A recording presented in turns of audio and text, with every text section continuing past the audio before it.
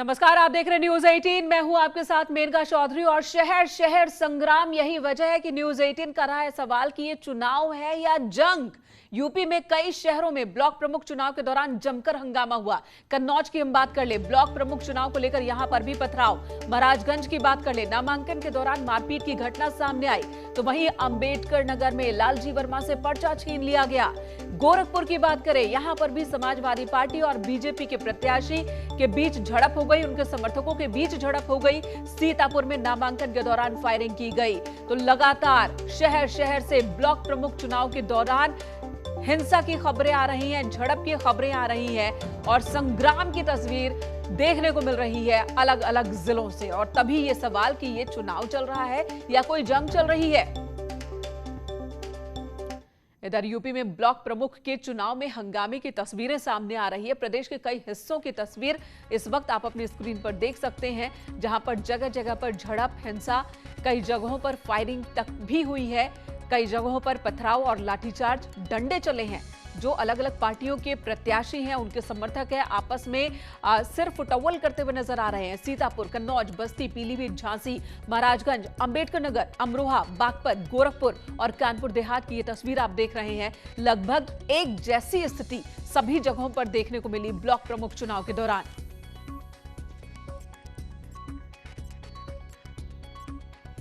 तो ये 10 तस्वीरें इस वक्त आपकी स्क्रीन पर।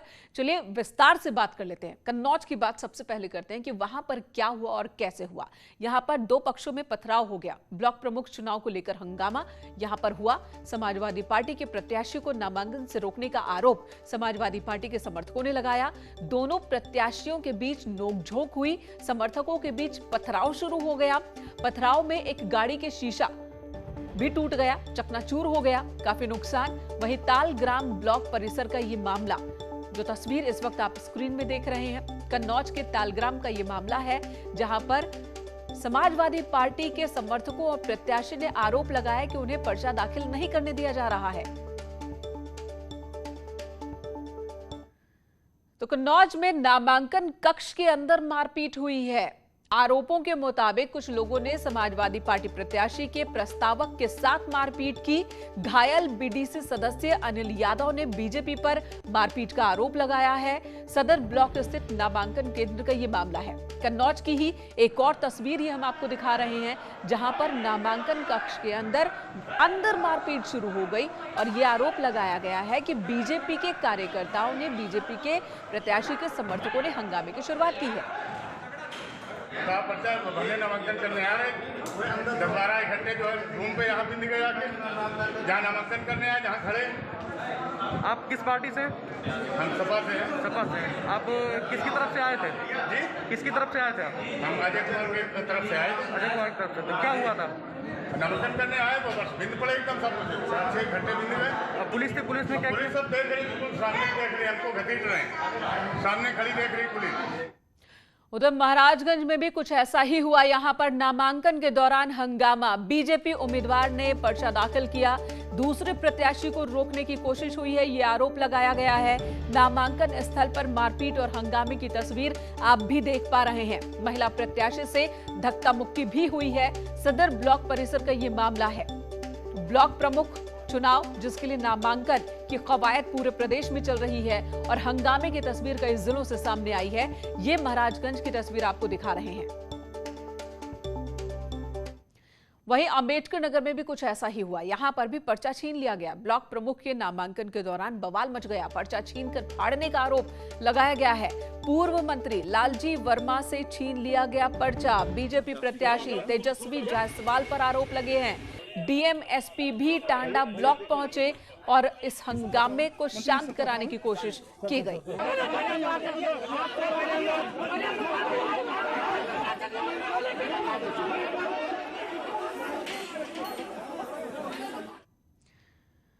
कुछ और तस्वीरें आपको दिखाते हैं। ब्लॉक प्रमुख चुनाव में आज नामांकन के दिन जमकर उपद्रव देखने को मिला है। गोरखपुर की ये तस्वीर अब आपको दिखाएंगे, जहां पर चरगवा ब्लॉक में नामांकन के पहले ही समाजवादी पार्टी और बीजेपी के प्रत्याशी आपस में भिड़ गए। उनके समर्थकों के बीच झड़प हो गई।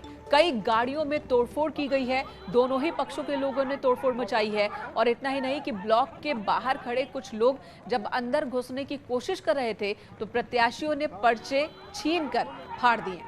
ये देखिए, पर्चा फाड़ते हुए इस शख्स को आप टीवी स्क्रीन पर भी देख रहे हैं। ये भागता हुआ, पर्चा फाड़ता हुआ नजर आ रहा है। गोरखपुर की ये तस्वीर। ब्लॉक प्रमुख चुनाव में चरगावा में जमकर उपद्रव देखने को मिला। सुबह ही सपा और भाजपा के कार्यकर्ता आपस में भिड़ गए और जमकर मारपीट हुई, पत्थर चले।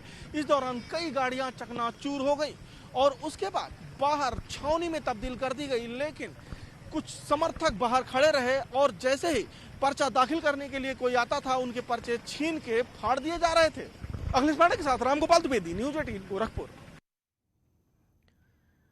और ये स्थिति तब है जब डीजीपी ने जीरो टॉलरेंस की पॉलिसी की बात कही थी। कल ही डीजीपी मुकुल गोयल ने वरिष्ठ अधिकारियों के साथ एक मीटिंग बुलाई थी।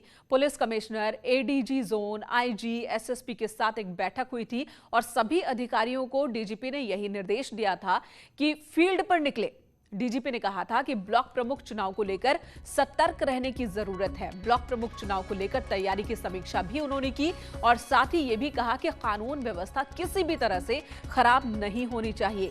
जरा सी लापरवाही बर्दाश्त नहीं की जाएगी।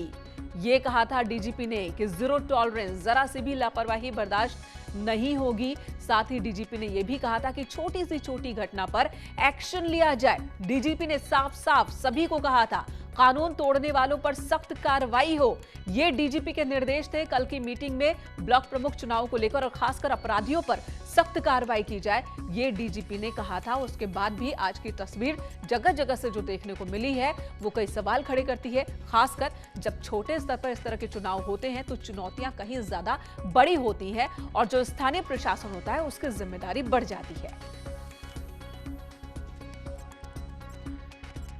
अलग अलग जिलों से इस वक्त न्यूज 18 संवाददाता हमारे साथ जुड़ गए हैं। सीतापुर से संदीप मिश्रा हमारे साथ मौजूद हैं। हमारे साथ कन्नौज से लोकेश मौजूद हैं।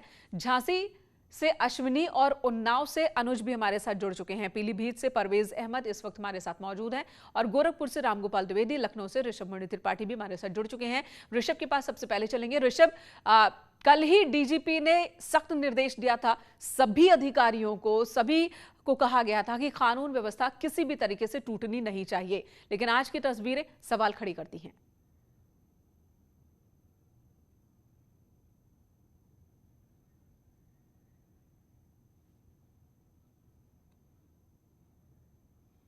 ऋषभ, आवाज मिल रही है आपको? ये सख्त ताकीद दी गई थी कि कानून व्यवस्था बिगड़नी नहीं चाहिए। ब्लॉक जी मुझे आपकी आवाज मिल रही है?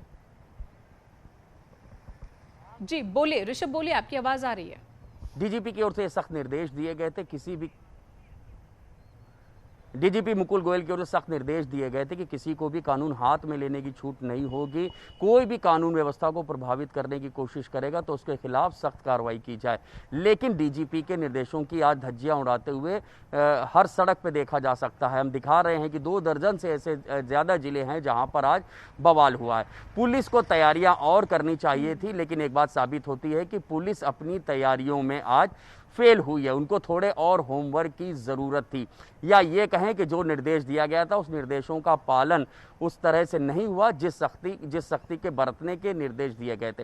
हालांकि ये बात बिल्कुल सही है कि ब्लॉक प्रमुख के जो चुनाव होते हैं सत्ताधारी दल के चुनाव माने जाते हैं। ऐसी परंपरा रही है, जिसकी भी सत्ता रही वो कोशिश करता है कि इन सारे पदों को हम हथिया लें। लेकिन पुलिस की ये जिम्मेदारी बनती है कि वो किसी पॉलिटिकल पार्टी से जुड़ी हुई नहीं है, वो हर आदमी को, हर प्रत्याशी को सुरक्षा का एहसास दिलाए। कल डीजीपी ने वीडियो कॉन्फ्रेंसिंग में कहा था कि छोटी बड़ी हर घटना पे पुलिस के बड़े और जिम्मेदार अधिकारी मौके पर पहुंचेंगे, लेकिन आज जमीन पर ऐसा कुछ दिखाई नहीं दिया। और जब जमीन पर ऐसा कुछ नहीं दिखा तो क्या कोई एक्शन स्थानीय प्रशासन के खिलाफ भी लिया जाएगा? इस पर भी आपसे बातचीत होगी, लेकिन कन्नौज का रुख कर लेते हैं क्योंकि वहां भी आज दिन भर हंगामा होता रहा। एक दो नहीं, कई बार हंगामे की तस्वीर कन्नौज से सामने आई।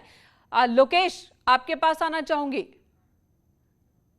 चलिए, उससे पहले उन्नाव का रुख कर लेती हूं। अनुज हमारे साथ मौजूद है। अनुज, उन्नाव में अब स्थिति सामान्य है और इससे पहले जो भिड़ंत हुई, झड़प हुई, क्यों हुई, कुछ समझ में आया? देखिए, जिस तरह से हमारे सहयोगी बता रहे थे कि ये जो चुनाव होता है सत्ताधारी दल का होता है, तो कहीं ना कहीं प्रशासन भी उनके निर्देशों पर चलता है, जिसका सीधा उदाहरण उन्नाव में देखने को मिला। यहाँ पे जो असोहा ब्लॉक है, यहाँ पर सपा और भाजपा के कार्यकर्ताओं में सीधी भिड़ंत हुई। पुलिस मौके पर मौजूद रही लेकिन मूक दर्शक बनी रही।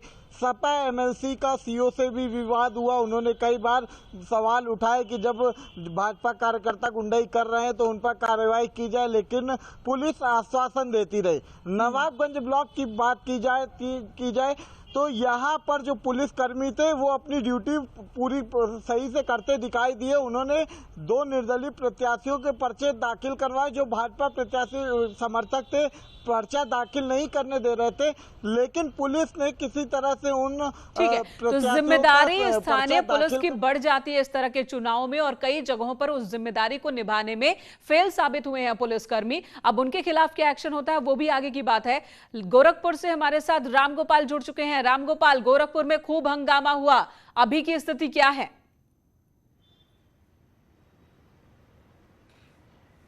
बिल्कुल, गोरखपुर में 2 ब्लॉकों में खास करके अगर चरगावा और खोराबार की बात करें तो यहाँ पे जमकर हंगामा हुआ, और मौजूदा वक्त में तो चरगावा में स्थिति शांत है, लेकिन खोराबार में समाजवादी पार्टी की तरफ से सड़कों पे बैठ के हंगामा किया जा रहा है। लेकिन जिस तरीके से वहाँ पे हंगामा हो रहा है उसके एक बात तो स्पष्ट है कि जिले के कप्तान ने उसको लेकर जो है होमवर्क जो करना चाहिए था वो किया नहीं गया, क्योंकि वहाँ पे सबसे अधिक इन्होंने गुंडा एक्ट की कार्रवाई की है, और जो सपा के प्रत्याशी हुए उनके ऊपर भी पिछले दिनों बड़े आरोप भी लगे थे, गुंडा की कार्रवाई भी हुई थी, तो उस तरीके की कार्रवाई वहां पे नहीं देखने को मिली। चरगामा में भाजपा और सपा के कार्यकर्ता 11 बजे के पहले भिड़ गए।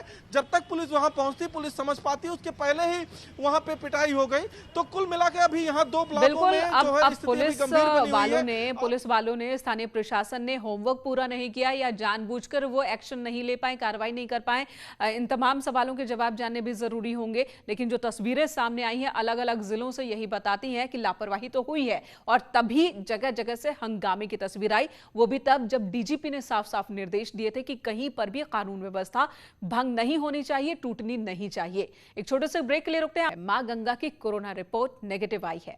बता दें आपको कि पहले गोमती नदी की कोरोना रिपोर्ट पॉजिटिव आई थी, जिसके बाद चिंता बढ़ गई थी और गंगा जल का सैंपल लिया गया जिसकी रिपोर्ट नेगेटिव आई है। कल कल करती ये शांत गंगा, हर कोई इस जल में डुबकी लगाकर खुद को पावन करता है, लेकिन कोरोना काल में ये गंगा भी मानो मैली हो गई थी। दरअसल कोरोना की दूसरी लहर अपने पूरे चरम पर थी और गंगा में लाशें तैरती हुई दिखाई दे रही थी। तब लोग गंगा जल को लेकर डरे हुए थे। 1 महीने तक सभी 16 सैंपल का परीक्षण किया गया, जिसके बाद अब रिपोर्ट नेगेटिव आई है। सैंपल में गलती की संभावना कम से कम हो, इसीलिए मध्यधारा, किनारे और सीवरेज से 10 मीटर की दूरी के भी सैंपल लिए गए हैं। एक ही लैब में 2 जगहों के 2 नदियों के सैंपल हम लोगों ने इसलिए रन करवाए क्योंकि जो लैब का डिफरेंसेस है वो ख़त्म हो जाएगा, और दूसरे जो रिज़ल्ट आएगा वो एक तरीके से दोनों के लिए स्टैंडर्डाइज्ड होगा। तो इस केस में हम लोगों को गोमती में जो है वो लगातार कोरोना वायरस का ट्रेसेस मिला, जबकि गंगा में सरप्राइजिंगली हम लोगों को 15 मई वाले सैंपल में भी या 3 जुलाई वाले सैंपल लगातार हम लोगों को कहीं भी कोई भी ट्रेस नहीं मिला, जो कि एक बहुत अलग तरीके का रिजल्ट था। पहले भी कई जानकारों ने दावा किया था कि बहते जल में कोरोना वायरस नहीं होता, लेकिन जिस तरीके से लखनऊ में वाटर ट्रीटमेंट के बाद भी गोमती नदी में कोरोना वायरस की पुष्टि हुई, उससे सवाल खड़े हो गए थे, जिसका जवाब ढूंढने के लिए बनारस हिंदू विश्वविद्यालय और बीरबल साहनी पुरा विज्ञान संस्थान के विज्ञानियों ने 2 महीने तक शोध किया। इसके लिए काशी में 16 जगहों से सैंपल भी लिए गए। हम लोग जब गंगा में बहुत सारी लाशें बह रही थी और लोग बड़े भयभीत थे कि इससे उनको कोरोना फैल जाएगा या जो किनारे रहने वाले हैं उनको बड़ा दुष्प्रभाव पड़ेगा, तो हम लोगों ने पहले ये जांचने का फैसला किया कि देखते हैं कि गंगा के पानी में जो है वो कोरोना वायरस है कि नहीं है। तो पीक पीरियड 15 मई से लेकर के हम लोग 3 जुलाई तक हर हफ्ते 2-2 सैंपल लिए, एक बहते पानी का सैंपल, दूसरा स्थिर पानी का सैंपल, क्योंकि ये हो सकता है कि बहते पानी में अगर वायरस ना मिले तो लोग कहें कि हो सकता है बहते पानी में वायरस ना रहा हो, तो इसलिए हम लोग ने स्थिर पानी का भी सैंपल लिया। गंगा की कोरोना नेगेटिव रिपोर्ट से उत्साहित जीव विज्ञानी देश की दूसरी नदियों के भी सैंपल लेने की योजना बना रहे हैं। साथ ही गंगाजल के दूसरे फेज का भी परीक्षण किया जा रहा है।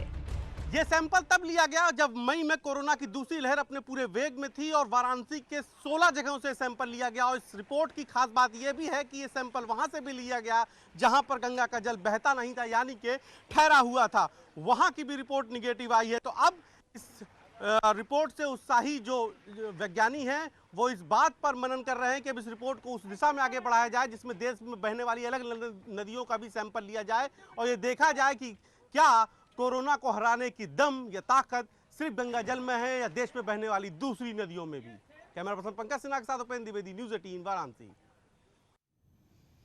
उधर पौड़ी में जंगली जानवर खासकर गुलदार की दहशत से लोग परेशान हैं और इसके चलते किसानों की खेती किसानी के साथ साथ आम जिंदगी भी दूभर हो गई है।